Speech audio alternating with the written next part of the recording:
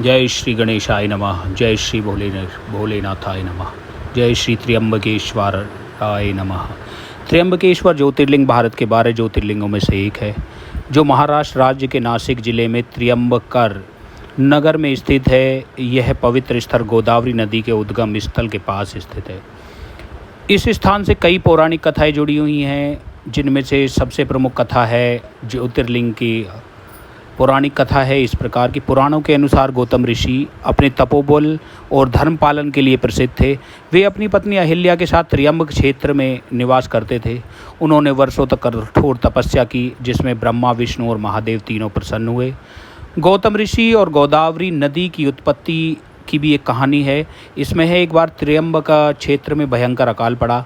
सभी ऋषि मुनि गौतम ऋषि के आश्रम में आए, क्योंकि उनके आश्रम में अन्न जल की कोई कमी नहीं थी। गौतम ऋषि ने अपने तपोबल से वर्षा करवाई, जिससे अकाल समाप्त हुआ। यह देखकर ऋषियों की पत्नियों ने ईर्ष्यावश गौतम ऋषि को बदनाम करने की योजना बनाई। उन्होंने एक कृत्रिम गाय को मारकर गौतम ऋषि पर गोहत्या का दोष लगाया। इससे दुखी होकर गौतम ऋषि ने महादेव से प्रार्थना की कि वे इस पाप से मुक्त हो सकें। भगवान शिव ने उनकी प्रार्थना स्वीकार की और गंगा को पृथ्वी पर अवतरित होने को कहा। इसी गंगा को गौतमी गंगा अर्थात गोदावरी कहा जाता है। इसी को दक्षिणी गंगा भी कहा जाता है। अब ज्योतिर्लिंग की स्थापना होती है ऐसे कि गौतम ऋषि ने शिवजी से यह भी अनुरोध किया कि वे इस स्थान पर सदा के लिए विराजमान रहें, ताकि भक्ति को उनके दर्शन का लाभ मिले, भक्तों को, और मिलता ही रहे। भगवान शिव ने उनकी प्रार्थना स्वीकार की और त्र्यंबकेश्वर नाम से इस स्थान पर ज्योतिर्लिंग के रूप में प्रकट हुए। इसलिए इसे त्र्यंबकेश्वर ज्योतिर्लिंग कहा जाता है।